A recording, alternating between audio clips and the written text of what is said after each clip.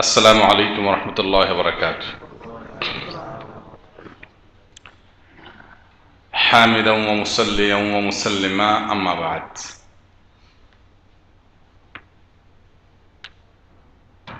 أعوذ بالله من الشيطان الرجيم. بسم الله الرحمن الرحيم.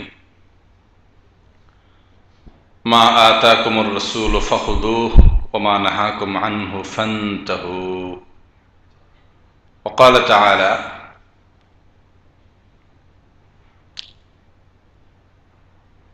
إذا جاء نصر الله والفتح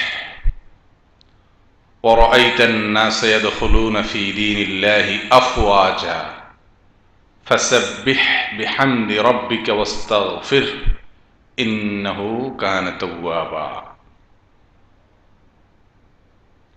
সম্মানিত বাংলা ভাষাভাষী ভাইয়েরা, আমরা অত্যন্ত আনন্দিত যে আপনাদের এই শহর থেকে এত দূরে অবস্থানরত এই ক্যাম্পে আমরা আসতে পেরেছি, আপনাদের মধ্যে মিলিত হতে পেরেছি, আমাদের স্বদেশী ভাইদের কাছে আমরা আসতে পারছি।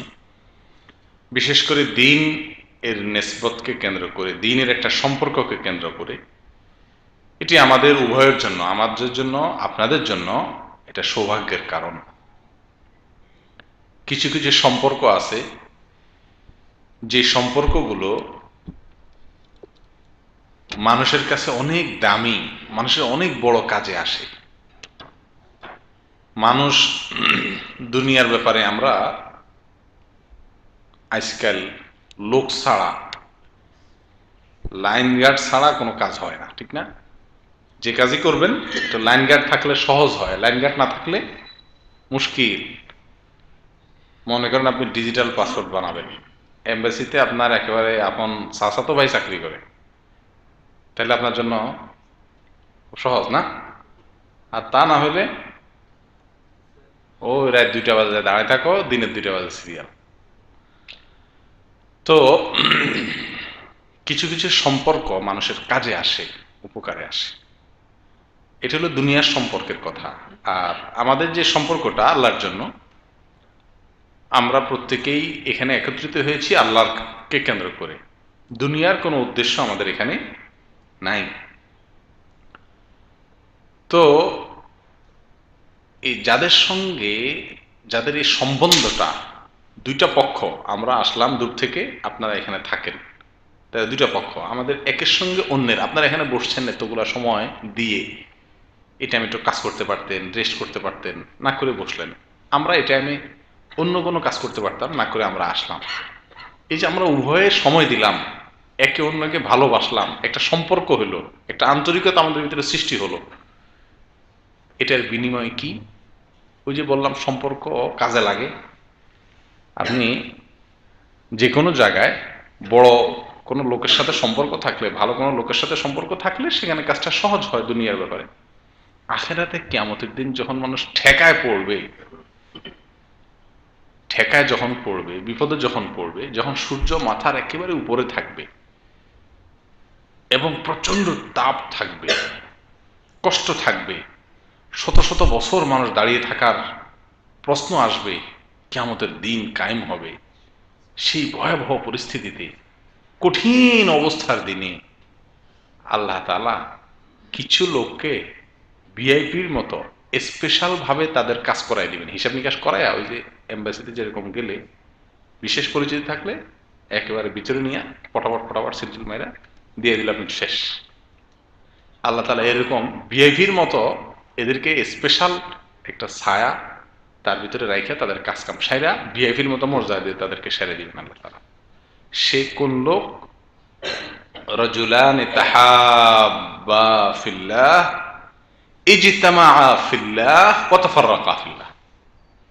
দুই শ্রেণীর মানুষ, দুইটা পক্ষ, একে অন্যকে ভালোবাসছে, পছন্দ করেছে আল্লাহর জন্য, তারা একত্রিত হয়েছে আল্লাহর জন্য, আবার সেখান থেকে পৃথক হয়ে যাবে সেটাও আল্লাহর জন্য।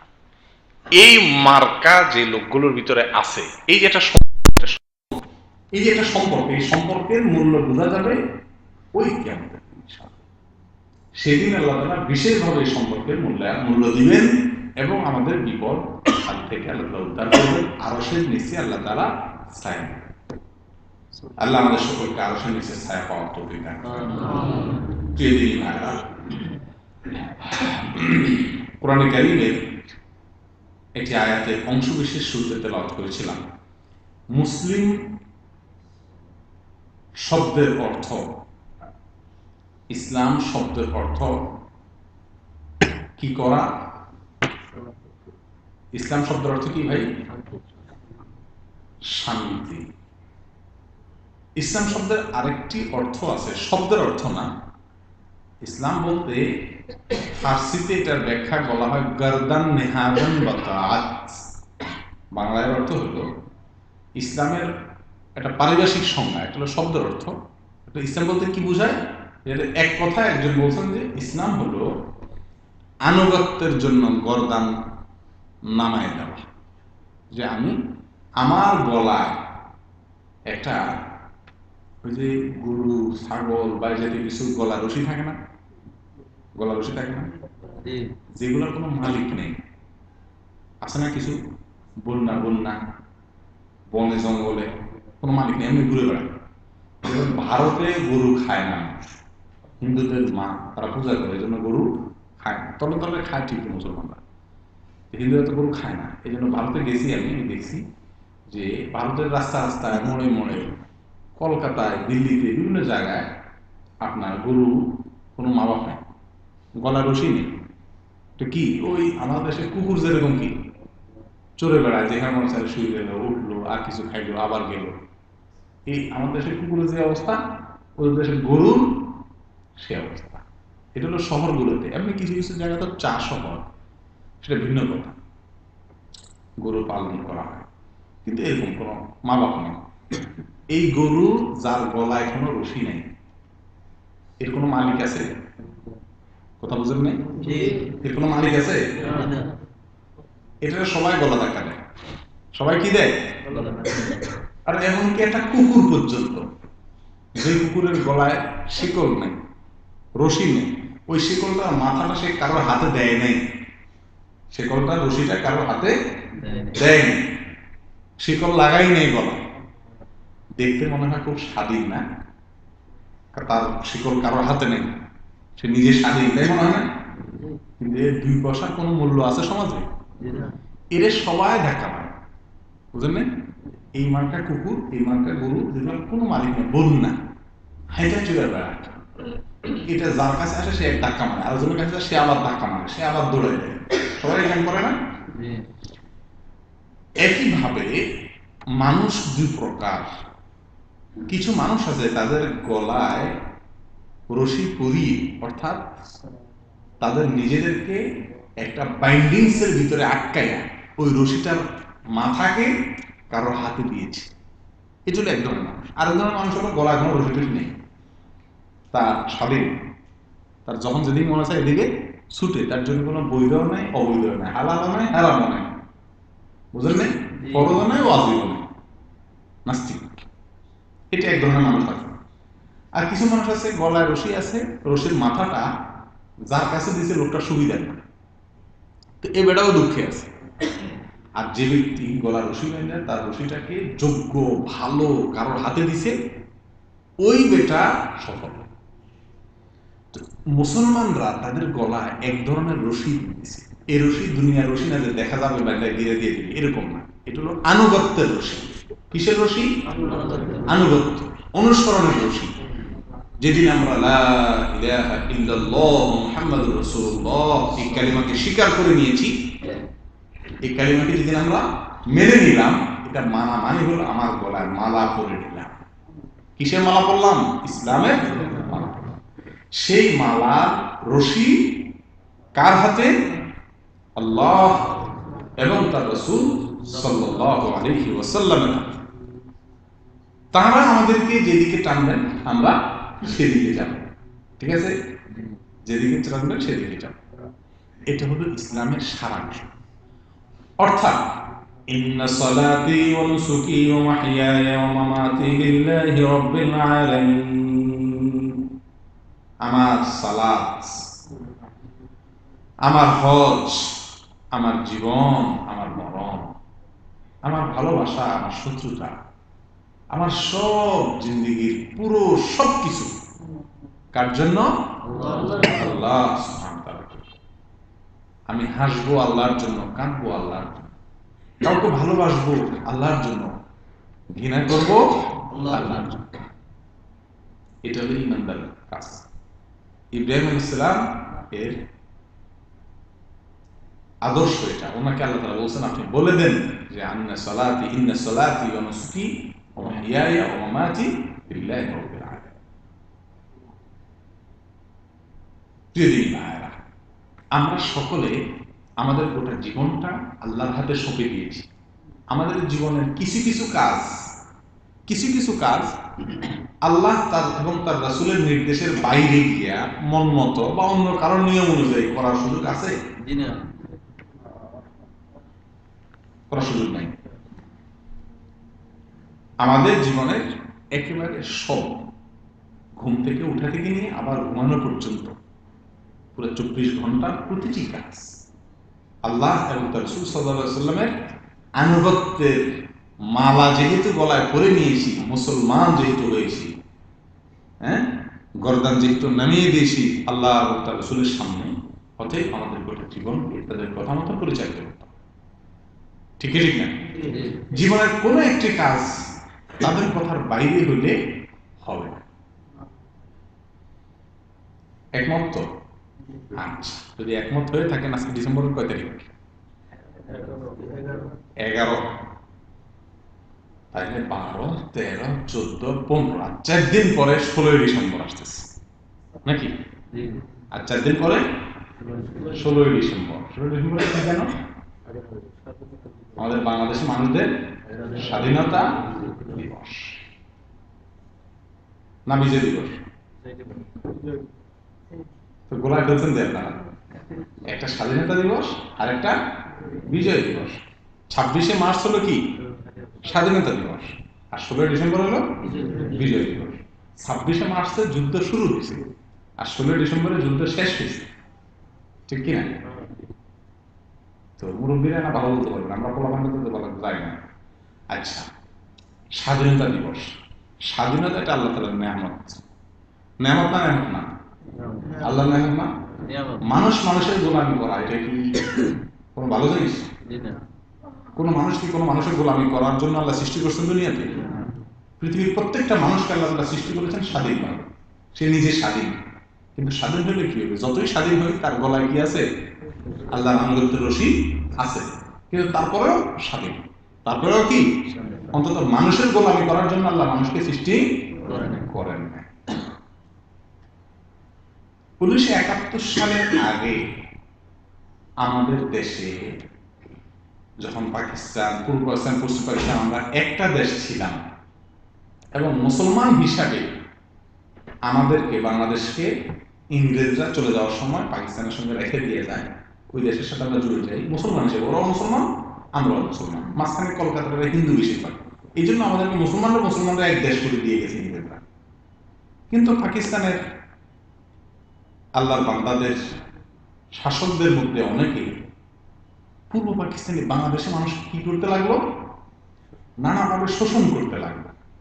মালিক তার গোলামের সাথে যেরকম আচরণ করে সেরকম করতে লাগলো। বাংলাদেশের মানুষ এই শোষণ থেকে মুক্ত হওয়ার চেষ্টা করলো, আল্লাহ তাআলা তাদেরকে মুক্তি দিলেন। এই হলো সংক্ষিপ্ত গল্প নাকি? গল্প ঠিক আছে তো? দেখেন আমার বলতে হয় নাই তো? আচ্ছা, এই যদি গল্প হয়, আমি একটু আগেই বলে নিছি আমাদের গোটা জীবন আল্লাহর হাতে আমরা সঁপে দিয়েছি। ইসলামের আনুগত্যের গোলামের মালা পরে ওই মালার রশি আল্লাহ এবং তার রাসূল হাতে দিয়েছে। ওনারা যেভাবে চালানো সেভাবে চলবে। এমন হলে চলবে না যে ইউমিনুনা বিবা'দিল কিতাব ওয়া ইয়াকফুরুনা বিবা'দ, কিছু অংশ মানলাম আর কিছু অংশ মন গড়া করলাম, এরকম চলবে ইসলাম? মোটেই। আমরা আজকাল সারা বিশ্বের মুসলমানরা, আমরা প্রত্যেকে নিজের, আমরা এখানে যারা আছি, আমরা পুরোপুরি ইসলাম মানি না, অনেকে মানতে রাজিও না। অনেকে বলে আরে সব জায়গায় কোরআন ইসলামে হয় নাকি, মানে কিছু জায়গা বাদ রাখতে হবে। কথাটা কি ঠিক নাকি? জি না। সব জায়গায় কোনো কিছু আনা যাবে না। অবশ্যই। ধরেই মাছ নাচুই পারি, নামাজ পড়বো রোজা রাখবো তবে 2 নম্বরে ইনকাম করবো, নামাজ পড়বো রোজা রাখবো তবে ফিল্ম নাটক ঠিকই দেখবো, নামাজ পড়বো রোজা রাখবো তবে মোবাইলে হিন্দি গান সিনেমার গান রাখবো, সময় সময় দেখবো, মজা নেব। এই যে 2 নম্বরই, ওষুধও খাবো বিষও খাবো, হবে? জি না। ওষুধও খেলাম বিষও খেলাম, ওষুধে তো রোগ ভালো হবে ঠিক আছে, বিষে তো জানি চলে যাবো, এই রোগ ভালো লাভ কি আর? অতএব ঈমান যেহেতু আমরা এনেছি পরিপূর্ণ ইসলামে দাখিল হতে হবে। আল্লাহ তাআলা বলেছেন উদখুলু ফিস সিলমি কাফা, তোমরা পরিপূর্ণভাবে ইসলামে প্রবেশ করো, অর্ধেক ঢুকিও না। ভাই, ইসলাম শান্তি, ইসলামের ভিতরে ঢুকলে আল্লাহ তাআলা শান্তি দিবেন, নিরাপত্তা দিবেন। আল্লাহ রাসূল সাল্লাল্লাহু আলাইহি ওয়াসাল্লাম বলেছেন আসলিম তাসলাম, ইসলাম গ্রহণ করো, নিরাপদ থাকবা, সুখে থাকবা। তুমি যেগুলোর মধ্যে সুখ খুঁজতেছ ফিল্ম দেখে, এগুলো দেখলে আরো শান্তি বাড়ে, এগুলো দেখলে অশান্তি বাড়ে না কমে? সুন্দরী মেয়ে দেখলে মনটা শান্তি হয়ে যায় জি না। না আরো বেশি অশান্ত হয়ে যায়? কি বলেন? অশান্ত হবে। সুন্দরী মেয়ে দেখলে মনটা কি শান্ত হয়ে যায়, স্থির হয়ে যায়, নাকি আরো অস্থির হয়ে যায়? অস্থির হয়ে। সবাই একমত? জি। তার মানে সবাই অভ্যাস আছে, অভিজ্ঞতা আছে। বললেন কিভাবে? তার মানে কি সবাই অভিজ্ঞতা? এই অভিজ্ঞতা থাকাটা দোষের না, এই অভিজ্ঞতা থাকাটা কি না দোষের না। আল্লাহ তাআলা আমাকে সৃষ্টি করছেন এভাবে, এই এই কাজটা করলে এরকম হবে, এটা সবার ভিতরে আলাদা লাগছে। যাই হোক, কিন্তু দেখার পরে অস্থিরতা শুরু হয়ে যায়, ওই চুলকানির মতো আর কি। চুলকানি মজা লাগে না? প্রথম যখন চুলকায় ভালোই লাগে, কিন্তু চুলকানি শেষ হয়ে গেলে জ্বলে, ঠিক না? আর যদি বুদ্ধিমান হয় দেখেছে না, চুলকায় আর জায়গাটাকে আমি ক্ষত বানায় লাভ নাই, পরে এখান থেকে দেখা যাবে শুধু জ্বলবে না, এক সময় এটা আলসারও হয়ে যেতে পারে। হ্যাঁ, তো তার সাথে একটু ডরে ডরে আপাতত থামে, তাহলে কিন্তু পরে আর জ্বলেও না, পড়েও না, ক্ষতও হয় না, ঠিক না? প্রিয় দিদি ভাই, গুনাহ এর ভিতরে আল্লাহ তাআলা শান্তি রাখেন। বাহ্যিকভাবে মনে হয় শান্তি, কিন্তু পরে জ্বলে। কথা বুঝে আসছে? অতএব আমরা ইসলামে পরিপূর্ণ দাখিল হবো নাকি? আমরা নামাজ পড়বো আল্লাহ এবং তার রাসূলের পদ্ধতি অনুযায়ী নাকি? আমাদের বিজয় দিবস যেটা 4 দিন পরে আসতেছে, এটা পালন হবে কিভাবে, এটা পালন করব কি করব না, করলে কিভাবে করব, এই নির্দেশনাটা কোত্থেকে নেব? আজ পর্যন্ত আপনারা এখানে দুজন লোক আছেন, আপনাদের জীবনে 16 ডিসেম্বর প্রত্যেকের একবার করে আসছে, বুঝজ্ঞান হয়েছে দেখে নিয়ে আপনারা কোনো এক বছর কোনো মৌলভী সাহেবের কাছে যায় বলছেন, হুজুর সাহেব, মৌলানা সাহেব, শেখ সাহেব, এই আল্লাহ যে আমাদেরকে স্বাধীনতা দিচ্ছেন, আমরা স্বাধীন হয়েছি, জুলুম থেকে আল্লাহ আমাদের রক্ষা করছে, আমরা যে বিজয় পাইলাম, এই বিজয় দিবস উপলক্ষে আমরা বিজয় দিবস কিভাবে পালন করবো? কোরআন হাদিস কি বলে? কোন আলেমের কাছ থেকে জিজ্ঞাসা করছেন আপনারা কেউ? হ্যাঁ, আলেমদের কাছে মানুষ নামাজ কেমনে পড়বো জিজ্ঞেস করে, রোজার মাসলা জিজ্ঞেস করে, হজর মাসলা জিজ্ঞেস করে, কিন্তু এটা জিজ্ঞেস করে জীবনের এই অংশটা কি আল্লাহর হুকুমের বাইরে? কথা কি বুঝছেন? প্রিয় দিনী ভাইরা, আল্লাহ তাআলা কোরআনে কারীম একটা সূরা নাযিল করছেন, সূরাটার নাম হলো সূরাতুল ফাতহ। সূরাতুল ফাতহ, ফাতাহ বলতে বলেন না, ফাতাহ। ফাতাহ মানে কি? বিজয়। ফাতাহ শব্দের অর্থ কি? আমরা বাংলায় বলি কিন্তু কেল্লা ফতেহ হয়ে গেছে, মানে কেল্লা বিজয় হয়ে গেছে, যুদ্ধে এক পক্ষ আর পক্ষের কেল্লা বিজয় করে ফেলছে। হ্যাঁ, কেল্লা ফতেহ হয়ে গেছে, ফতেহ মানে বিজয়। আল্লাহ তাআলা সূরা রাখছেন কোরআনে, তার নাম হলো সূরাতুল ফাতহ, মানে বিজয়ের সূরা। এই সূরার শুরুতেই আল্লাহ তাআলা বলেন, ইন্না ফাতাহনা লাকা ফাতহান মুবিনা, হে রাসূল, আমি আপনাকে স্পষ্ট বিজয় দান করেছি। কি করেছি? স্পষ্ট বিজয় দান করেছি। হুদায়বিয়ার সন্ধির পরে আল্লাহ তাআলা আল্লাহ রাসূল সাল্লাল্লাহু আলাইহি ওয়াসাল্লামকে স্পষ্ট বিজয় দিয়েছেন। একটা পর্যায়ে সন্ধির ফলে মক্কা বিজয় হয়েছে, মক্কা স্বাধীন হয়েছে, মুসলমানদের দেশ মুসলমানরা ফিরে পেয়েছে, ঠিক না? একটা সূরা হলো বিজয়ের সূরা, আরেকটা সূরা হলো ওইটার মধ্যেও বিজয়ের কথা আছে, বিজয় এবং আল্লাহর সাহায্য। আমরা প্রত্যেকে এই সূরা মুখস্থ আমাদের, ইজা জাআ নাসরুল্লাহি ওয়াল ফাত। এই সূরাটা তো পড়ছেন সারা জীবন, বাংলা অর্থটা দেখছেন নাকি? কেউ দেখছেন? বাংলা কোরআন খুলে বাংলা অর্থটা দেখে নেন। আল্লাহ তাআলা এই সূরার ভিতরে কি বলছেন? আল্লাহ তাআলা বলেছেন, ইজা জাআ নাসরুল্লাহি ওয়াল ফাত, যখন আল্লাহর সাহায্য আসবে এবং বিজয় আসবে, ওয়ারাআইতান নাসা ইয়াদখুলুনা ফি দীনিল্লাহি আফওয়াজা, এবং দেখবেন মানুষ দলে দলে আল্লাহর দ্বীনে দাখিল হচ্ছে। বিজয় হলে বিজয় দলের পক্ষে সবাই মাথা দেয়। যখন এরকম বিজয় আসবে কি করতে হবে? তখন এই বিজয় দিবস, বিজয় আসলে, দিবস টিবস না, বিজয় আসলে কি করতে হবে? আল্লাহ তাআলা বলতেছেন, ফাসাব্বিহ বিহামদি রাব্বিক ওয়াস্তাগফির। তিনটা কাজ। কয়টা কাজ? কি কি? ফাসাব্বিহ, আল্লাহর পবিত্রতা বর্ণনা করতে হবে, সুবহানাল্লাহ বলতে হবে। বিজয় আসলে কি বলতে হবে? সুবহানাল্লাহ। বিহামদি রাব্বিক, এবং আল্লাহর প্রশংসা সহকারে ওটা বলতে হবে, অর্থাৎ সুবহানাল্লাহি ওয়া বিহামদিহি, সুবহানাল্লাহি ওয়া বিহামদিহি, অথবা সুবহানাল্লাহ আলহামদুলিল্লাহ। বিজয় দিয়েছেন আল্লাহ, সেজন্য আল্লাহর পবিত্রতা বর্ণনা করতে হবে, আল্লাহর গুণ গাইতে হবে যে আল্লাহ আপনি বিজয় দিয়েছেন, আপনি পবিত্র। আর বলতে হবে আল্লাহর প্রশংসা, আল্লাহ আপনার প্রশংসা করতেছেন, বলবেন থ্যাংক ইউ, আল্লাহকে থ্যাংক ইউ দিতে হবে, আল্লাহর প্রশংসা করতে হবে, আলহামদুলিল্লাহ, আল্লাহর জন্য সব প্রশংসা, আল্লাহ আমাদের বিজয় দিয়েছে। ওয়াস্তাগফিরহু, 3 নম্বর হলো বিজয়ের পরে তৃতীয় আমল হলো, আল্লাহ বলছেন কি করবা তোমরা বিজয় পাইলে? ইস্তেগফার করবে। কি করবে? ইস্তেগফার মানে আল্লাহর কাছে ক্ষমা চাইবে, আস্তাগফিরুল্লাহ, ক্ষমা চাইবে। তাহলে বিজয়ের পরে আল্লাহ তাআলা 3টা কাজের কথা এই সূরাতে বলছেন। এক হলো আল্লাহর প্রশংসা করা, এই আল্লাহর পবিত্রতা বর্ণনা করা। 2 হলো আল্লাহর প্রশংসা করা। 3 নম্বর হলো আল্লাহর কাছে ক্ষমা চাওয়া, সুবহানাল্লাহ বলা, আলহামদুলিল্লাহ বলা, আস্তাগফিরুল্লাহ বলা। 3টা আমল বিজয়। বিজয়ের পরে না আমাদের ব্যক্তি জীবনে বিজয় আসে না? পরীক্ষায় জয় হয়েছি, হ্যাঁ, কোন একটা কাজে জয় হয়ে গেছে, রাষ্ট্রীয় জীবনে আমাদের বাংলাদেশ স্বাধীন হয়ে গেছে, বিজয়। এই যে বিজয় আমাদের ব্যক্তিগত জীবনের বিজয় হোক, পারিবারিক জীবনে হোক, সামাজিক জীবনে হোক, রাষ্ট্রীয় জীবনে হোক, আন্তর্জাতিক জীবনে হোক, জীবনের যে কোনো পর্যায়ে যদি বিজয় আসে, তাহলে এই সূরার আলোকে কয়টা কাজ করতে হবে? 3টি কাজ।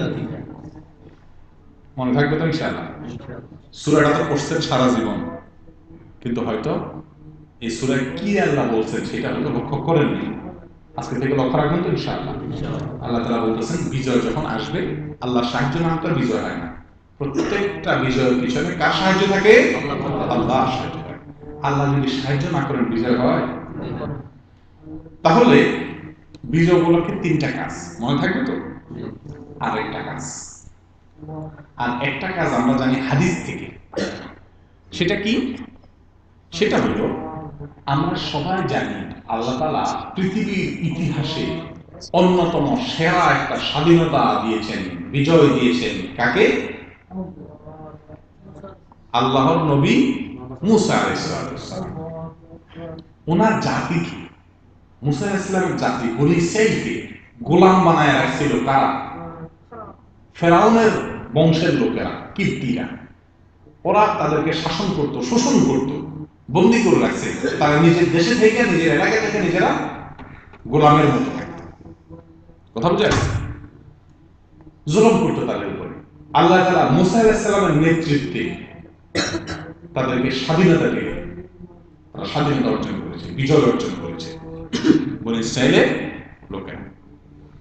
সেই স্বাধীনতা এবং বিজয় অর্জন করার পরে আল্লাহর শুকরিয়া আদায় করে মুহাম্মদ সাল্লাল্লাহু আলাইহি সাল্লাম এবং পরবর্তীতে বনি ইসরাঈলের লোকেরা শুকর আদায় করে আল্লাহর কাছে ওই বিজয়ের দিন আসলে, প্রতি বছর ওই বিজয়ের দিনটা আসলে কি করতে? তারা রোজা রাখতেন। সেই বিজয়ের দিনটা ছিল কি?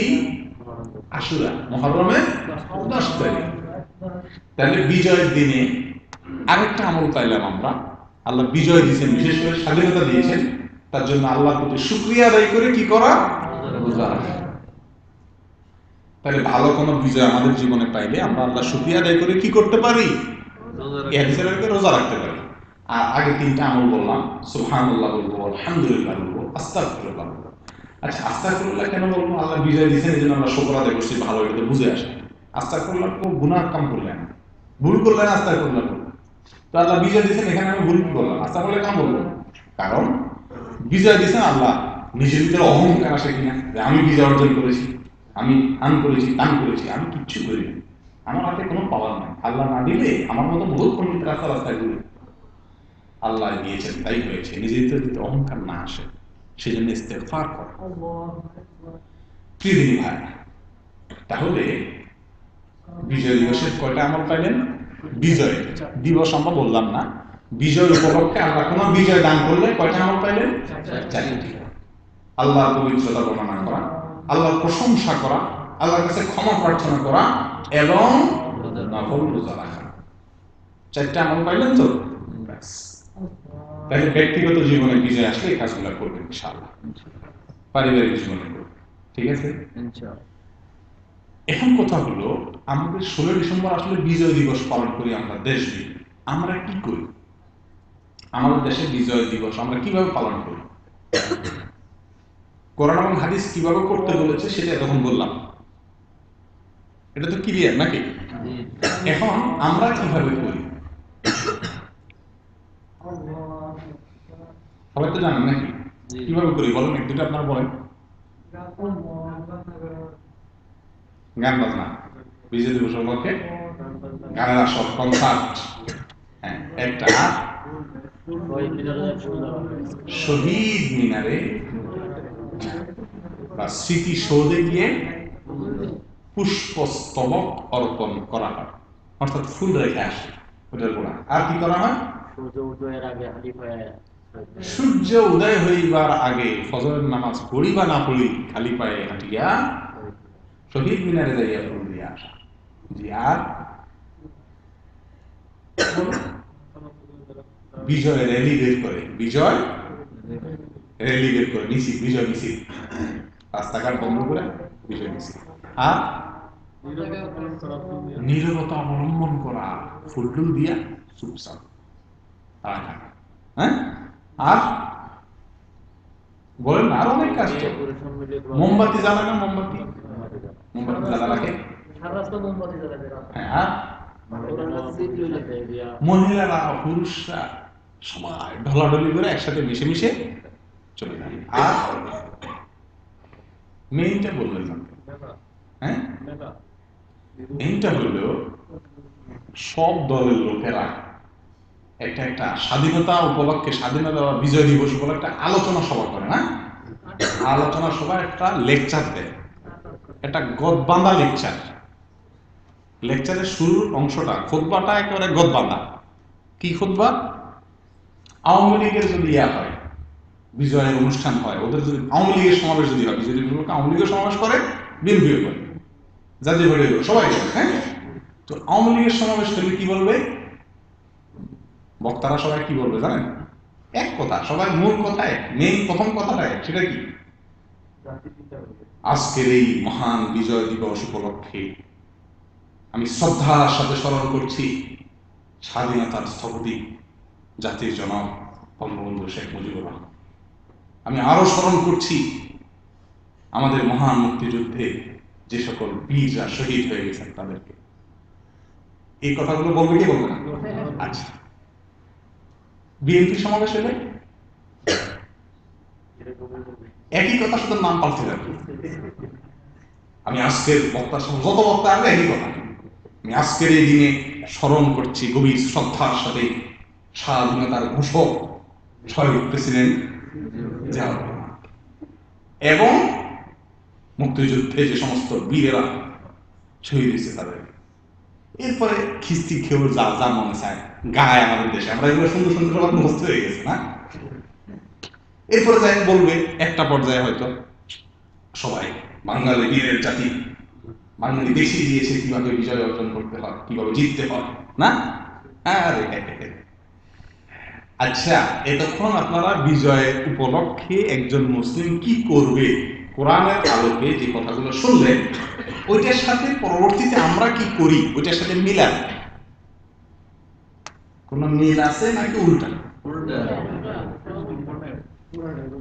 আল্লাহ বলতেছেন বিজয় দিচ্ছেন আল্লাহ, আমরা বলি কি আমরা বিজয় ছিনিয়ে এনেছি। কোন স্বাধীনতা দিবসের অনুষ্ঠানে অথবা বিজয় দিবসের অনুষ্ঠানে আজ পর্যন্ত আপনারা কেউ কি শুনছেন একবারের জন্য? আমি শুনি যে মাইকে বলতেছে, বিএনপির হোক, আওয়ামী লীগের হোক, জাতীয় পার্টির হোক, অন্য কোনো দলের হোক, মাইক নিয়ে বলতেছে আজকের এই বিজয় দিবস উপলক্ষে আমি গভীর শ্রদ্ধার সাথে স্মরণ করছি আমার আল্লাহ রাব্বুল আলামিনকে, যিনি আমাদেরকে বিজয় দিয়েছেন, যিনি আমাদেরকে সাহায্য করেছেন, মাজলুম হিসাবে যিনি আমাদেরকে সহায়তা করেছেন, তার সাহায্য ছাড়া আমরা জিততে পারতাম না। এই কথাটা আজ পর্যন্ত কোনো বক্তার মুখে জীবনে শুনছেন আপনারা? প্রত্যেক দলের লোকেরা যার যার নেতার গান গায়, আল্লাহর গান কেউ গায় না, আল্লাহর শুকর আদায় করে। কথাটা তিতা হইলেও সত্য না মিথ্যা? আল্লাহ তাআলা বিজয় দিয়েছেন, সে আল্লাহর শুকর আদায় করবে। ভাই, ফিলিস্তিনের মানুষ কত বছর যুদ্ধ করতেছে স্বাধীনতার জন্য? যুগ যুগ পার হয়ে গেছে, যুগ যুগ, 40-50 বছর ধরে যুদ্ধ করতেছে। কারা? ফিলিস্তিনের মানুষ। মানুষ মরতেছে, মানে গরু ছাগল এবার মরনা, যেভাবে মানুষকে মারতেছে ইহুদিরা। স্বাধীনতার জন্য যুদ্ধ করতেছে, কিন্তু এখনো পর্যন্ত তারা স্বাধীন হইতে পারেনি। বাংলাদেশে মানুষ মাত্র 9 মাসে আল্লাহ তাআলা তাদেরকে কি করে দিয়ে দিলেন? স্বাধীন করে দিলেন। ফিলিস্তিনিদের কাছে অনেক কষ্ট আছে, বিমান আছে, অনেক কিছু আছে। আর আমাদের বাংলাদেশে মানুষ যখন যুদ্ধ করছে তখন কিছুই ছিল না। এরপর আল্লাহ তাআলা বিজয় দিলেন। তাহলে কি বাঙালির বাহাদুরি না আল্লাহর সাহায্য? আমাদের যদি বাহাদুরি হইতো, তাহলে তো ফিলিস্তিনের মানুষ 40 বছর লাগছে এত অস্ত্র থাকার পরেও, তাই আমাদের তো 200 বছর লাগতো। এটা কার সাহায্য? অনেকে বলবেন ভারত সাহায্য করছে। হ্যাঁ, এটা তো ঠিক, ভারত সাহায্য করছে, কিন্তু ভারত সাহায্য করছে যে এটা আল্লাহর কুদরত। আজকে আমাদের দেশকে যদি বার্মা, আমাদের পাশে বার্মা বলে না, মায়ানমার, এরা যদি আমাদের দেশে আক্রমণ করে, আজকের যে এখনকার যে অবস্থা, তাতে কি ভারত আমাদের সাহায্য করবে বলে মনে হয়? তখন কেন করলো এটা? না, সেটা যে কারণেই হোক, আল্লাহ আমাদেরকে সাহায্য করার একটা ব্যবস্থা করে দিয়েছে, সেটা ভারতে দিয়ে হোক আর যারা দিয়ে হোক।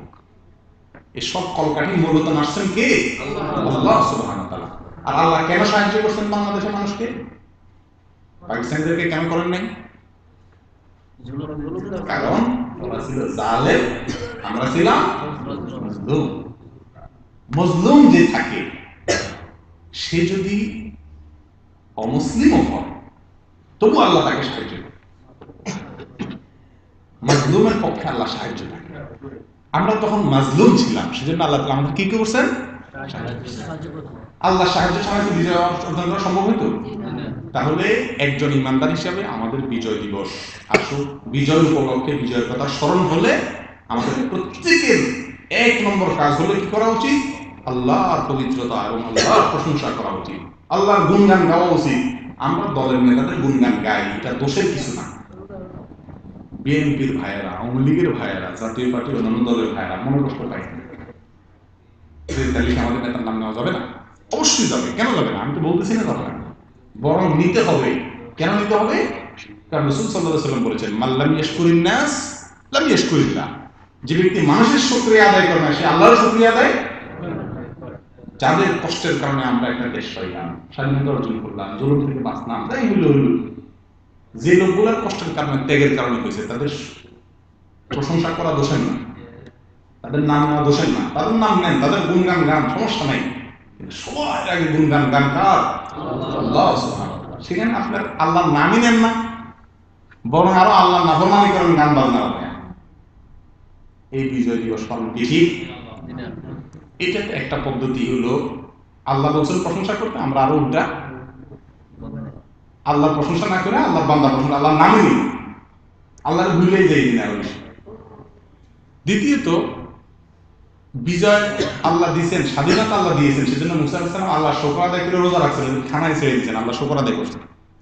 আর আমরা বিজয় দিবসে আরো বেশি খাই। আমাদের দেশে দোকানদারদের থেকে বাড়ি বাড়ি চাঁদা উঠাইয়া সব দলের লোকেরা কাঙ্গালি ভোজ করে। বিজয় দিবস উপলক্ষে বিরিয়ানির ডেক পাকায়, খিচুড়ি পাকায়। আপনারা জানেন না কোন দেশে থাকে? পাকায় না, কোনো পাকায় মানুষকে খাওয়ায় না। মানে অন্যদিন যারা খাস না খাস এই দিনটা বেশি করে। হ্যাঁ, মসজিদে বিরিয়ানি প্যাকেট দেয়, খিচুড়ির প্যাকেট আসে, মিষ্টির প্যাকেট আসে, সব দলের লোকেরা করে। যেখানে বিজয় দিবস উপলক্ষে আল্লাহ তাআলা খানাই আল্লাহ নবী ছেড়ে দিয়েছে, রোজা রাখছে, আর আমরা আমাদের বিজয় দিবস আরো বেশি করে চাঁদা উঠে খাই, ঠিক কিনা? তাহলে উল্টা হয়ে গেল না? আচ্ছা, এরপরে আসেন ফুল। শহীদ মিনারে ফুল দেওয়া। ভাই, শহীদ মিনারে ফুল দেয় যারা মারা গেছেন স্বাধীনতা যুদ্ধে, আল্লাহ ওনাদের প্রতি রহম করুক, যারা মুসলিম তাদের প্রতি, তাদের স্মরণে একটা পিলার বানাইছে। এই পিলার বানায়, এই পিলারে তাদের কথা মনে করে এই পিলারের সামনে ফুল দিয়ে না, এটা হিন্দুরা যে মূর্তি পূজা করে, খুব বহু মূর্তি পূজা না, তবে মূর্তি পূজার সাথে বাহ্যিক মিল আছে, সাদৃশ্য আছে, দেখতে একরকম দেখা যায়, এক না, কিন্তু দুটোটা এক না, কিন্তু দেখতে একরকম দেখা যায়। আর আল্লাহ রাসূল সাল্লাল্লাহু আলাইহি ওয়াসাল্লাম বলেছেন, মান তাশাব্বাহা বিকওমিন ফাহুয়া মিনহুম, যে ব্যক্তি কোন বিধর্মী, বিজাতি, অমুসলিমদের সাথে মিল রাখবে, তারা যেমন করবে ওইরকম করবে, সে তাদের দলভুক্ত হবে। এখন আসেন পিলারের গোড়ায় ফুল দেয় আমরা। হিন্দুরা কি করে? তাদের বিভিন্ন দেবদেবী, যারা মানুষ, দেবদেবী সরস্বতী, অমুক তমুক, এগুলো সব মানুষ। এইসব মানুষগুলা হিন্দুদের দৃষ্টিতে ভালো মানুষ ছিল, তাদেরকে তারা পূজা করত। তারা মরে গেছে, দুনিয়াতে নাই এখন আর। তো তাদের স্মরণে একটা মূর্তি বানায় নিয়েছে। এটা সরস্বতীর মূর্তি, এটা দুর্গার মূর্তি, এটা কালীর মূর্তি, এই একটা মূর্তি বানিয়েছে না? মূর্তি বানায় ওই সরস্বতীকে, ওই মা কালী, এগুলো কিন্তু মানুষ, তাদের ইতিহাসের বই অনুযায়ী। এইসব মানুষকে তো পায় নাই, তো মানুষ যেহেতু চলে গেছে, তাদের নামে একটা মূর্তি বানায়া ওই মূর্তির সামনে ফুল, ফল, মোমবাতি, আগরবাতি, খানা সব দেয়। হিন্দুরা করে কি করে না? এই যে দেয়, দিয়ে আবার সেখানে তাদের পূজা করে, দাঁড়ায় থাকে, সম্মান করে। কেন করে? ওই পিলারে করে না, কিন্তু করে মূলত যার নামে মূর্তি বানানো হয়েছে, সেই সরস্বতী, সেই কালী, সেই দুর্গা, তারে সম্মান করে পূজা করে, ঠিক না? আমরা মুসলিমরা কি করলাম? স্মৃতিসৌধ বানাইয়া, যদি আমরা পূজা করি না, আমি আগেই বলছি, কেউ ভুল বুঝিয়েন না আবার, খবরদার, আমি কিন্তু এটা পূজা করি নাই, এটা পূজা না, তবে দেখতে পূজা মতো। ওরা যেটা বানাইছে মূর্তি, ওটার হাত পা আছে, ঠ্যাং আছে, চোখ আছে, আর আমরা যে স্মৃতিসৌধ বানাইছি, এগুলো হাত পা, ঠ্যাং, চোখ নাই, এগুলো পার্থক্য। কিন্তু আমরা মরা একটা পিলারের সামনে ফুল দেই, ওরা একটা মরা মূর্তির সামনে ফুল দেয়। মিল আছে না নাই? প্রিয় দিনী ভাইরা, এক নম্বর কথা হলো, এটা মিল থাকার কারণে হারাম। মিল থাকার কারণে এই কাজটা কি ভাই? এই কথা বলার কারণে আমার আবার কেউ রাজাকার করে নি।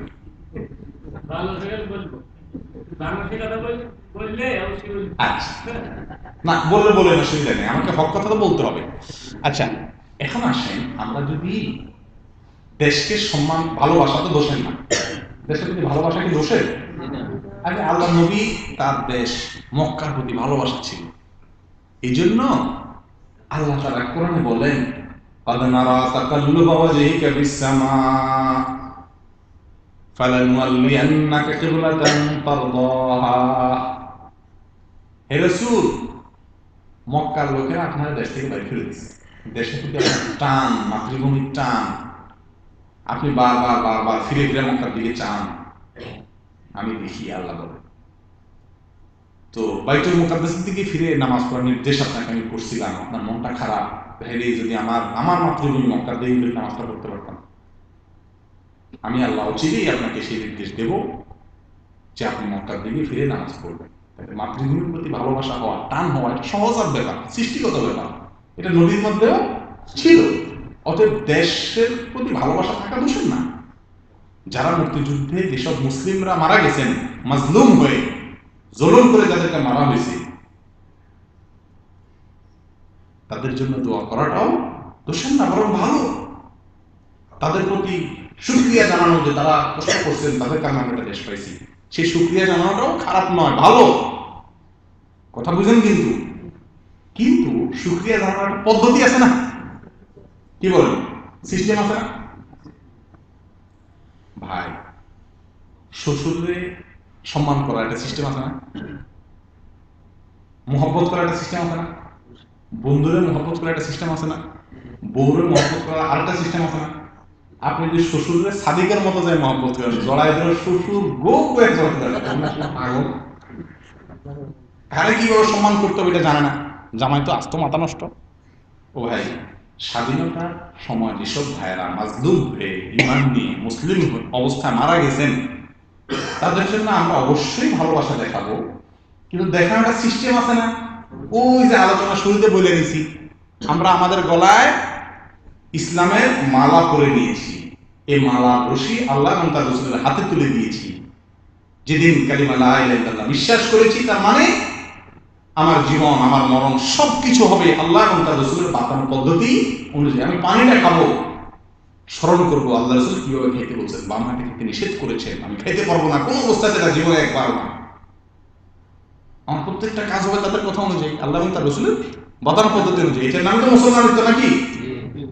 তাহলে আপনার স্বাধীনতা যুদ্ধে যে সমস্ত ভাইয়েরা জীবন দিয়েছেন, যাদেরকে জুলুম করে হত্যা করা হয়েছে, মাজলুম হিসাবে মারা গেছেন, যারা মাজলুম হিসাবে কাউকে মারলে শাহাদাতের মর্যাদা পায়, সেই সব লোকেরা, তাদের জন্য আপনি দোয়া করেন, শ্রদ্ধা করেন, ভালোবাসা প্রকাশ করেন, অবশ্যই করবেন, কিন্তু সেটা হিন্দুদের পদ্ধতিতে, মুশরিকদের পদ্ধতিতে।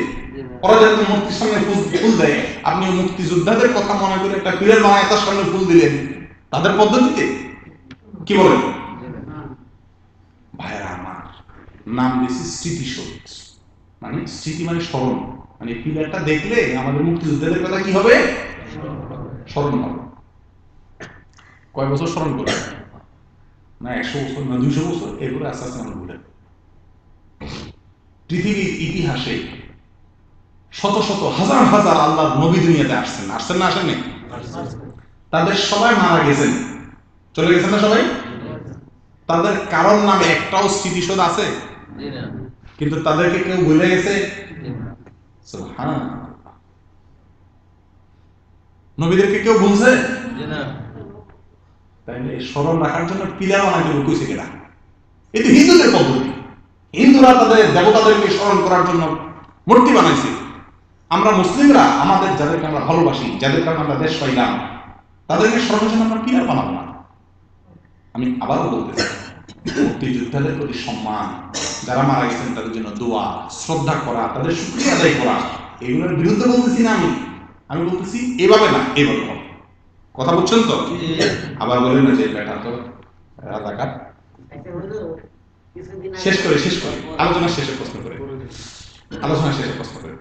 তো ব্যাপারটাকে আপনারা বুঝতে পারছেন?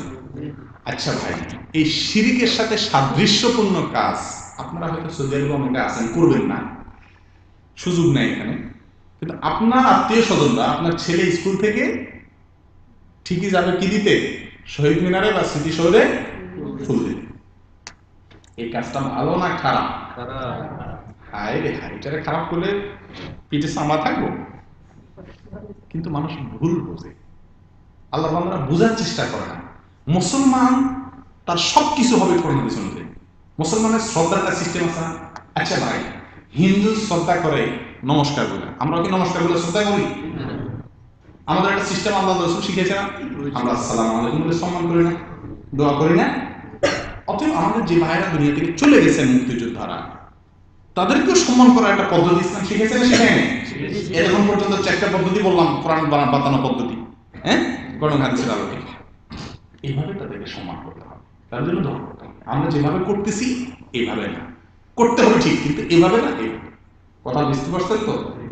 ভুল বুঝলেন না তো? প্রিয় দিনী ভাই,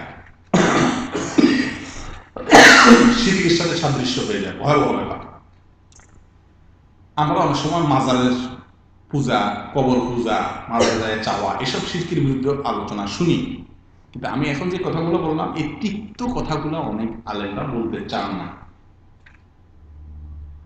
এই শিরিক না, তবে শিরিকের সাথে সাদৃশ্যপূর্ণ কাজটি বাংলাদেশের ঘরে ঘরে, কবর পূজা ঘরে ঘরে নাই। আপনারা কয়জনে শাহজালাল, শাহপরান বা এরকম কোনো পীরের মাজারে যায় সেজদা করছেন? হাত তোলেন। কয়জন আছে? জীবনে ভুল করে করছেন আর কি, এখন তার করেন না, তওবা করছেন, আগে করছেন, এরকম কয়জন আছে? একজন না করছেন, আর দুইজন, তিনজন, আর চারজন। কবরে সেজদা করা, সেজদা ওই মাজার আর কি, একই কথা। চারজন, ঠিক আছে, না না 10 জনই ধরলাম, তাহলে বোঝা গেল শতকরা 2-4 লোক মাজারে যায়, কবরে সেজদা করে, এই ভুলটা করে, ওইটা ডাইরেক্ট শিরক, ঠিক আছে। কিন্তু এই ফুল দেওয়ার নামে শিরিকের সাথে মিল রেখা কাজটা 100-র ভিতরে 99 জন করে। কথা ঠিক কি ঠিক না? কিন্তু এটা আমাদের আলেমদের ব্যর্থতা, আমরা বুঝাইতে পারিনি মানুষকে। আর আপনাদের দোষ, আপনারা আলেমদের কাছ থেকে সবকিছু জিজ্ঞাসা করেন, বিজয় দিবস কিভাবে পালন করবেন, কোরআন অনুযায়ী, এটা জিজ্ঞাসা করেন না। ইসলামকে কিছু মানবো আর কিছু ছাড়বো, কিছু মন মতো হবে আর কিছু আল্লাহ রাসূল মতো হবে, এরকম হলে ইসলাম হবে? আল্লাহ তাআলা আমাদের সকলকে খাঁটি এবং পরিপূর্ণভাবে ইসলামের জন্য আগ্রহ তৈরি থাকবে। বিজয় দিবস বা স্বাধীনতা দিবস উপলক্ষে আমরা একটা কাজ করি, মোমবাতি জ্বালাই, মোমবাতি, হাজার হাজার মোমবাতি জ্বালাই, প্রদীপ প্রজ্বলন নাম দেয়, ঠিক আছে। শিখা অনির্বাণ, শিখা চিরন্তন নামে একটা আগুন জ্বালায় রাখে সারা বছর, আর এমনি মোমবাতি জ্বালায় রাখে। ভাই, হিন্দুদের পূজার সময় মূর্তির কাছে যাইতে যা যা নেওয়া লাগে আমরা কিন্তু তা পাই না। মুসলমানদের কোনো ইবাদতে ফুল নেওয়ার সিস্টেম আছে, এমনি রাসূল সাল্লাল্লাহু আলাইহি ওয়াসাল্লাম ফুলকে পছন্দ করতেন, আপনি ফুল গ্রাম নেন, এটা ঠিক আছে। ওই স্মৃতিসৌধের গোড়ায় ফুল রাখলে কার লাভ হবে? কারো লাভ হবে? লক্ষ লক্ষ কোটি কোটি টাকা এই বিজয় দিবস উপলক্ষে ফুল কিনা, ফুলগুলো দিতেছেন কোথায়? মরা একটা পিলারের গোড়া, যে পিলারের জীবন নাই, প্রাণ নাই, সেই পিলারের গোড়ায় দিতেছেন। এটার গ্রাম আপনি নিজেও শুনতে পারতেছেন না, প্লাস্টিকের মোড়ায় দিতেছেন ওখানে। আর যাদের জন্য দিচ্ছেন, মুক্তিযোদ্ধারা যারা মারা গেছেন, তারাও কি এটার গ্রাম পাচ্ছেন? আচ্ছা, তাদের কথা বাদ দেন, যেসব মুক্তিযোদ্ধারা মারা গেছেন তাদের পরিবাররা তো আছে, অনেকে আত্মীয় স্বজন, তারাও কি গ্রামটা পাইতেছে? কি লাভ? এই ফুলটা প্লাস্টিকের প্যাসেজে এখানে রেখে আসতেছেন, লক্ষ কোটি টাকা ফুল পচতেছে, কোন লাভ হয়েছে এটা? কথা বলতেছেন না।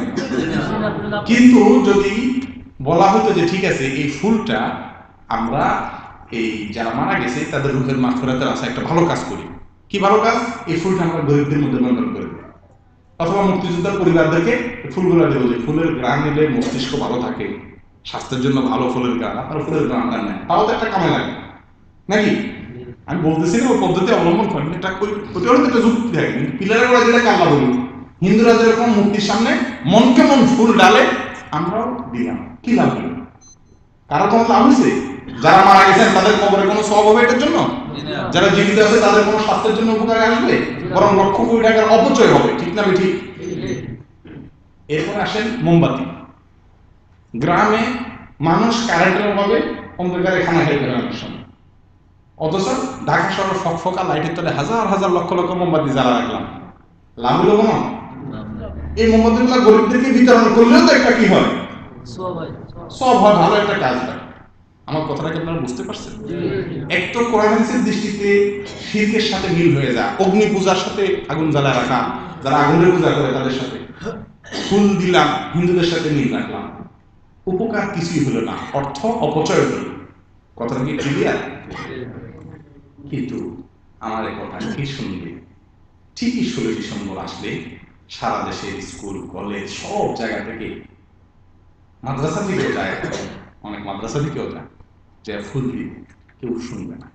আমি জানি আমাদের কথা বলাতে দেশে ফুল দেওয়ার পাল্টাইয়া বিজয় দিবস উপলক্ষে এটা বলবে না, ঠিক আছে, সারা দেশে সবাই দোয়া করেন আজকে মুক্তিযোদ্ধাদের জন্য, এটা করবে না, করবে না, সবাই বলে দিবে।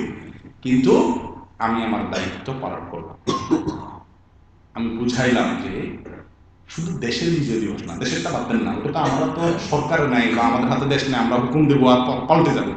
আমার ব্যক্তিগত জীবনে বিজয় আসলে, আনন্দ আসলে আমরা কি করি? আমরা কি করি? মুক্তি করে। ফুর্তি করি, মিষ্টি কিনে খাওয়াই সবাই না? জি। আরে আমার ছেলে পাস করছে, 5 কেজি মিষ্টি খাওয়াই না, খাওয়ানো বাধাই দিছি না, এটার সাথে ওটা মিল নেই, এটা জায়েজ আছে, খাওয়ার সমস্যা নেই। কিন্তু তার আগে ওই যে একটা নফল রোজা রাখেন, একটু ভালো আমল করেন, আল্লাহর কাছে শুকর আদায় করেন যে আল্লাহ আমার ছেলেকে বিজয় দিয়েছেন, আপনি পাস করাইছেন, বিজয় উপলক্ষে আপনি একটা ভালো কাজ করেন। আমার কথা কি বুঝতে পারছেন আপনারা? জি। আল্লাহ তাআলা আমাদের সকলের জীবনের প্রত্যেকটি বিজয়কে, প্রত্যেকটি আনন্দের মুহূর্তকে আল্লাহর হুকুম অনুযায়ী আদায় করার তৌফিক দান করেন, পালন করার তৌফিক দান করেন। আল্লাহ তাআলার বাতানো, আল্লাহ তাআলা দেওয়া পদ্ধতি অনুযায়ী আল্লাহর শুকরিয়া আদায় করার তৌফিক আল্লাহ তাআলা আমাদেরকে দান করেন।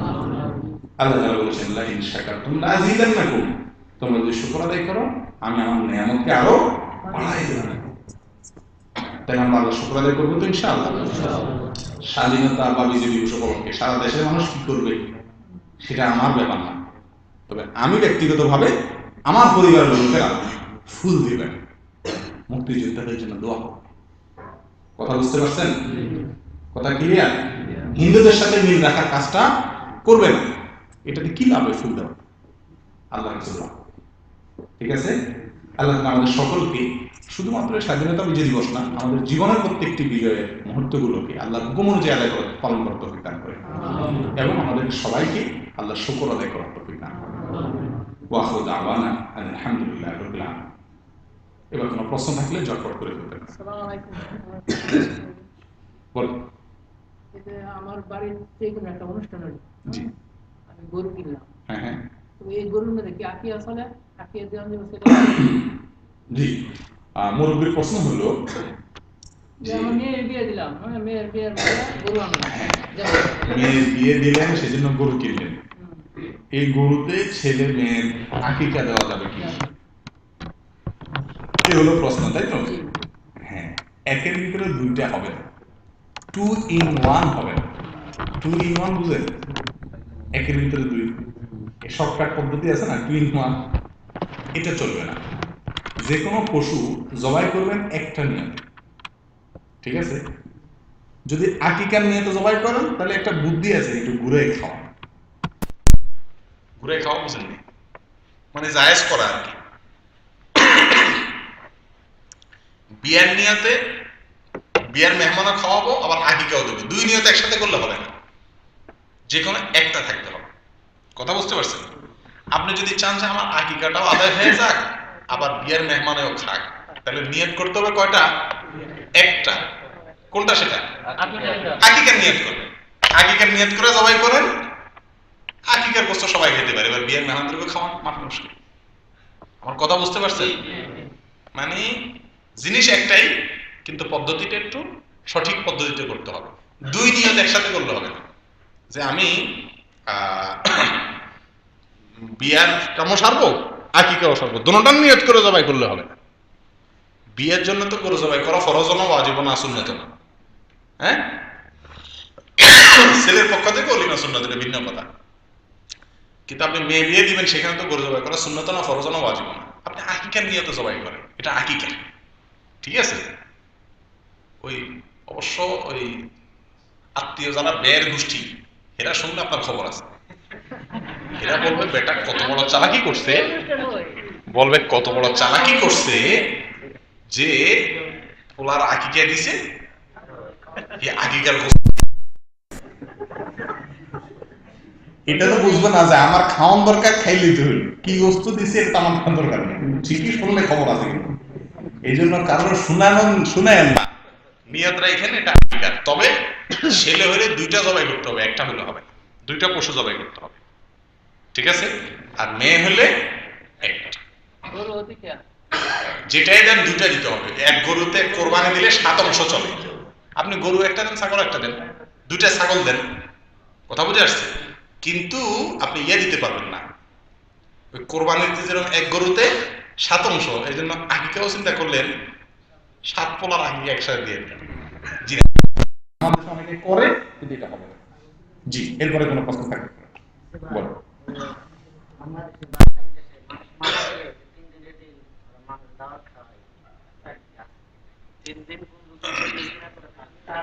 এটা তো আছে আছে মানে এটা 3 দিনের দিন যে খাওয়ানো, এই খাওয়ানোর দ্বারা আমাদের মৌলভী সাহেবদের লাভ, আমাদের একটু খানা পাই, দাওয়াত পাই, এই লাভ আর কি, এছাড়া কোনো লাভ নাই। হ্যাঁ, একটু হাদিয়াও পাইলাম, একটু খানাও খাওয়াইলেন আপনি, এটা লাভ হলো, এটা আমার মৌলভী সাহেবের লাভ। মুর্দারও কোনো লাভ নাই, আপনারও কোনো লাভ নাই, আপনার লস, মুর্দারও লস, বরং গুনাহের কাজ। মনে রাখবেন, একজন মানুষ মারা যাওয়ার পরে আমাদের দেশে নিয়ম আছে, ওই যার লোক মারা যায় সে সবাই কি করে, খানা খাওয়া। এটা কোরআন আর হাদিসের কোথাও নাই ভাই, বিশ্বাস করেন কোথাও নাই। বলতে না আমাদের দেশে কোথেকে আসছে, আমাদের দেশে কে বা কারা চালু করছে বুঝেন নাই? ধান খেতে ধানের সঙ্গে আগাছাও থাকে না 2-4টা। আমার দেশে আলহামদুলিল্লাহ নামাজ আছে, রোজা আছে, মসজিদ আছে, মাদ্রাসা আছে, আলেম ওলামা আছে, সব ভালো, অনেক ভালো কাজ আছে না? এই 2-1টা 2 নম্বর কাজও ঢুকে গেছে, এর ভিতরে এটা একটা। মানুষ মারা গেলে 40টা এগুলো করে না আমাদের দেশে, এটা কোন হাদিসে এটা বিদআত। কথা বুঝছেন? আরে ভাই, মানুষ খাওয়ায় কখন? মানুষ একজন আরেকজনকে খাওয়ায় কখন?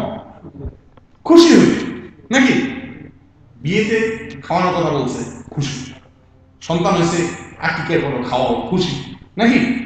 ইসলাম বলছে খুশির কোনো সংবাদ আসলে তখন কি করো? খাওয়াও, মানুষকে খাওয়াও। আপনার আত্মীয় মারা গেল, এটা তো খুশির সংবাদ না, দুঃখের সংবাদ। এখানে মানুষকে খাওয়ানোর কি আছে? এই স্বাধীন আয় খা, ফুর্তি করলাম, বেশ পারে। আমার বাপ মারা গেল, আমি খাওয়া দিই না, যেহেতু ফুর্তি। কথাটা বুঝতে পারছেন? এটা জায়েজ নেই, কোরআন হাদিসে এটা কোনো পদ্ধতি নেই। আর কোরআন হাদিসে বরং বলে যার লোক মারা গেছে তারে বরং আত্মীয় স্বজন পাড়া প্রতিবেশীর লোকেরা কি করবে? উল্টা আমাদের দেশের সিস্টেম হলো সাদাবাজি, তোর বাপ মরছে কেন তুই আমরা খাও, পুরো এলাকার মানুষের খাওয়ান লাগে। নাম দিছে গরিব খাওয়ানি, মিসকিন খাওয়ানি, নাম হলো কি মিসকিনের নাম গন্ধ নেই। এলাকার চেয়ারম্যান সব, মেম্বার সব, আত্মীয় স্বজন সবাই এসে খায়, মোজ করে ফুর্তি, মনে হয় ফুর্তির অনুষ্ঠান করতে এসেছি। কথা বলছেন? এটা বেদাত। একজন মানুষ মারা যাওয়ার পরে ইসলাম বলে কয়েকটা কাজ করতে, তার ভিতরে মেইন যে কাজটা করা জরুরি, ফরজ, সেই কাজটা কেউ করে না, করে বেদাত। এই যে লোকটা মারা গেছে তার যে সম্পত্তিটা আছে, এই সম্পত্তিটাকে কোরআন আর হাদিস অনুযায়ী ভাই বোন, তার ছেলে মেয়ে, যে লোক মারা গেছে তাদের মধ্যে যে যতটুকু পাবে ন্যায্য অংশ তাদেরকে ততটুকু দিয়ে দেওয়া, মেয়েদেরকে মেয়েদেরটুকু, ছেলেদেরকে ছেলেদেরটুকু ভাগ করে দিয়ে দেওয়া ফরজ। এটা কেউ যে ভাইয়ে বাপের জন্য গরু জবাই করে খাওয়ায়, ওই ভাইয়ে বোনের হকটা দেয় না। যেটা করা দরকার ওটা করে না, করে হলো 2 নম্বরটা বেদাত। 3 দিনের 7 দিনের 40 দিন কোনো কিছু করা যায় না। তবে হ্যাঁ, মুর্দা রুহের মাগফিরাতের জন্য আপনি এটা টিউবওয়েল করে দিতে পারেন, আপনি এটা স্থায়ী কোনো ভালো কাজ করতে পারেন, হজ উমরা করে দিতে পারেন তার পক্ষ থেকে, মৃত ব্যক্তির পক্ষ থেকে, এবং গরিব দুঃখীরাও খাওয়াই দিতে পারেন। কিন্তু 3 দিনে খাওয়াইতে হবে, 7 দিন 40 দিনের দিন ফিক্স করলেন কে বলছে আপনাকে? রাসূলুল্লাহ সাল্লাল্লাহু আলাইহি ওয়াসাল্লাম বলেছেন, মান আহদাসা ফি আমরিনা হাযা মা লাইসা মিনহু ফাহুয়া রাদ। আয়াতুল্লাহ তাআলা বর্ণনা করছেন যে যে ব্যক্তি দিনের ভিতরে নতুন কিছু যোগ করবে, অথচ আল্লাহ রাসূল সেটা বলেন নাই, তাহলে ওই কাজটা আমরা করবো না করবো না? করবো না। এই 3 দিন 7 দিন 10 দিন মারা গেলে খাওয়ানো, এরকম কোনো কথা আল্লাহ রাসূল বলেন নাই। এটা কে বা কারা কোনো মৌলবী সাহেবরা চালু করছে তাদের নিজেদের সুবিধার জন্য, অথবা না বোঝার কারণে। আমরা এটাকে অনুসরণ করবো না। এটা না করলে মুশকিল আছে। এটা আপনি না করলে, যদি না খাওয়ান, আপনার বাপ মারা গেছে, মা মারা গেছে, গ্রামের মানুষ বলবে হায় রে, এই যে আব্দুল আলী মিয়া মারা গেছে, আহা কি ফোলা রেখে গেছে। এই জালিমরা বলে বিদেশ থাকে, হাজার হাজার লাখ লাখ টাকা কামাই করছে, বিল্ডিং থাকাইছে, কিন্তু বাপ মারা গেছে, এটা গুলো খাওয়ায় না মানুষের। 2টা মানুষ খাওয়ায় না, দেশের মানুষ কি করবে? সমালোচনা করবে। ওটার জন্য প্রস্তুত থাকতে হবে, বুঝতে পারছেন? আপনি টাকা বাঁচাবেন না, আপনি আপনার মৃত ব্যক্তির জন্য যেখানে খরচ করা দরকার সেখানে করবেন। প্রয়োজনে মাদ্রাসায় খাওয়া দিবেন গরিব, কিন্তু কাঙ্গালি বাঙালি ভোজন নামে 3 দিন 7 দিন 40 দিন ফিক্স করে খাওয়াবেন না। মানুষ যা বলে আমার নিয়তে কি আছে, এটা তো আল্লাহ, আমি কেন খাওয়াচ্ছি না এটা তো আল্লাহ জানেন, বেদাত সেজন্য খাওয়াচ্ছি না। কথা বুঝতে পারছেন? আল্লাহ আমাদেরকে তৌফিক দান করেন। শেষ প্রশ্ন, তিনটা প্রশ্ন নেওয়া হবে, দুইটা হয়ে গেল আরেকটা আমার একটা প্রশ্ন, বলেন। সাধারণত আমরা যখন কোনো মুসলমান মারা যায় আমরা পড়ি ইন্না লিল্লাহি ওয়া ইন্না ইলাইহি রাজিউন। জি জি। যদি কোনো ব্যক্তি এটা এই শব্দগুলো উচ্চারণ না করে সে কি কোনো পাপের ভাগী হবে? না, কোনো গুনাহ হবে না। কারো মারা যাওয়ার সংবাদ শুনলেন আপনি, শোনার পরে ইন্না লিল্লাহি ওয়া ইন্না ইলাইহি রাজিউন এই আয়াতটি কোরআনে কারিমের এই দোয়াটি আপনি পড়লেন না, চুপচাপ থাকলেন বা অন্য কিছু বললেন, হায় হায় বলো কি কখন মারা গেছে এইসব বললেন, ইন্না লিল্লাহ বললেন না, তাতে গুনাহ হবে না। তবে এটা সুন্নাতের খেলাফ হল, একটা সুন্নাত ছেড়ে দেওয়া। আল্লাহ তাআলা বলেছেন ওয়াইদা আসাবাতকুম মুসিবা ওয়াইদা আসাবাহুম মুসিবা ক্বালু ইন্না লিল্লাহি ওয়া ইন্না ইলাইহি রাজিউন। ঈমানদাররা, আল্লাহর প্রিয় বান্দারা, তাদের যখন কোনো বিপদ আসে তখন তারা ইন্না লিল্লাহ পড়ে।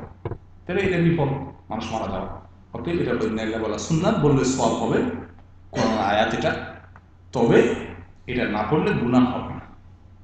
আরেকটা কথা হলো এই ইন্না লিল্লাহি কিন্তু মানুষ মরার দোয়া না, এটা একটা ভুল ধারণা আমাদের সমাজে আছে, এটা মাত্র ভুল ধারণা।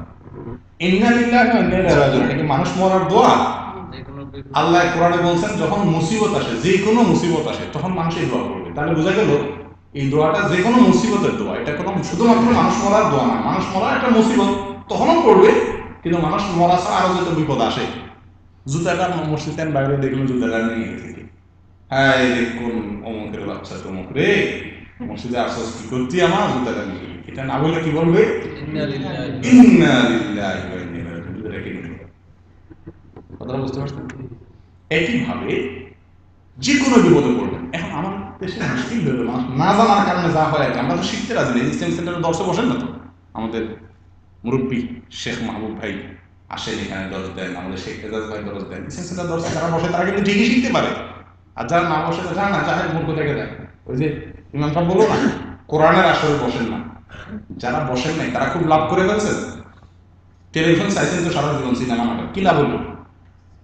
কিন্তু যারা শিখতে পারছেন এই কোরআন, কিয়ামত পর্যন্ত তাদের একটা সম্পদ হয়ে গেছে না? সুবহানাল্লাহ। এই কোরআন মানুষের জন্য সুপারিশ করবে, জেনে রাখেন। কিয়ামতের ময়দানে ওই যে পাঁচশোপাড়াতে গেলে একটু হ্যালো দিয়া বলে সহজ করে দিন। আমি পাঁচশোপাড়াতে এই যে কিছুদিন আগে আমার ফ্যামিলি, তো দেখলাম যে ফ্যামিলি তো সিরিয়াল লাগে না, এমনি হয়ে যায়। তারপরে আরেকটু যদি লাইন থাকে, লোক থাকে, তাহলে আরো সহজ হয়ে যায়। তো এক নেতারে ফোন দিলাম, বললাম নেতা সাহেব ইয়া পাঁচশো পাঁচ হুজুর অসুবিধা নেই, আমি ফোন করে দিচ্ছি, আপনি যান, আমার নম্বর একবারে দেয়া বললাম যে আমি নেতা সাহেব আমার করে, হ্যাঁ বসুন বসুন বসুন, এই আলমগীর সারা সব কাম নেতা সব পাঠিয়েছে। সহজ হয়ে যায় না অবস্থা থাকলে? কিয়ামতের দিন যখন বিপদে পড়বেন, যারা বসে বসে টেলিভিশন দেখছেন, এখানে কোরআনের মজলিস হয়ে বসেন নাই, তারা ঠকছেন। আর যারা শিখছেন, কিয়ামতের দিনে কোরআন আসিয়াম ওয়াল কোরআন ইয়াশফাআন লিল আবদ, এই কিয়ামতের ময়দানে কোরআন মানুষের জন্য আল্লাহর কাছে কি করবে? সুপারিশ করবে, বলবে আল্লাহ পাক করে দেন, ওরে মাফ করে দেন। কথা বুঝতে পারছেন ভাই?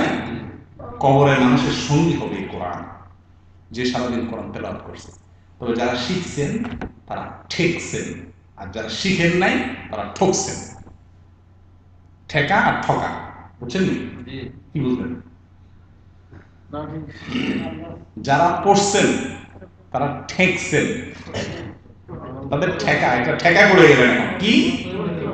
এখন পড়তে হবে। শুধু শিখলাম, আমার দেশে মাইয়া বিয়া দেওয়ার জন্য কোরআন শরীফ পড়ায়, মেয়ে কোরআন পড়ছে না? হ্যাঁ পড়ছে, এটা বিয়া সারার জন্য আর কি, আর পড়ে না। না, কোরআন আমি শিখছি, পড়া শিখছি, তাহলে আমি ঠেকছি। এবার আমার ঠেকা কি? ঠেকা, এবার এটাকে পড়তে হবে। আর যারা শিখেন নাই তারা বেঁচে গেছেন, ঠকছেন। তাহলে যারা শিখেন না তারা ঠকছেন, আর যারা শিখছেন তারা ঠেকছেন। মনে থাকবে তো ইনশাআল্লাহ? কোরআন আসলে বসবেন তো সবাই ইনশাআল্লাহ? আল্লাহ আমাদের সকলকে দিনের ইলম অর্জন করার তৌফিক দান করেন। আল্লাহ আমাদের সকলকে আপনার কালাম বুঝার তৌফিক দান করেন। আল্লাহ এই কোরআনকে আমাদের সঙ্গী বানানোর তৌফিক দান করেন। আল্লাহ আমরা চাই টেলিভিশন, ফিল্ম, সিনেমা, নাটক এগুলোর থেকে বাঁচতে, আল্লাহ আমরা পারি না। আল্লাহ আপনি সাহায্য করেন, আল্লাহ আপনি সাহায্য করেন। আল্লাহ আমাদের ইমানকে মজবুত করে দেন, আল্লাহ আমরা যেন গুনাহ থেকে বাঁচতে পারি। আল্লাহ এই দুর্যোগের গুনাহ থেকে আল্লাহ আপনি আমাদেরকে রক্ষা করেন। আল্লাহ আমরা চোখের গুনাহ থেকে যেন বাঁচতে পারি, আল্লাহ এই চোখ দিয়ে যেন আপনার কোরআন পড়তে পারি, আল্লাহ এই চোখ দিয়ে যেন আপনার ইবাদত করতে পারি। আল্লাহ আমাদের সকলকে আপনি কবুল করেন, আপনার দ্বীনের জন্য কবুল করেন, খাঁটি মুসলমান হওয়ার তৌফিক দান করেন, আসল শান্তির পথ দেখায় দেন। ওয়া আখিরু দাওয়ানা আলহামদুলিল্লাহি রাব্বিল আলামিন ওয়া সাল্লাল্লাহু আলা নবিয়িনা মুহাম্মদ ওয়া আলিহি ওয়া সাহবিহি।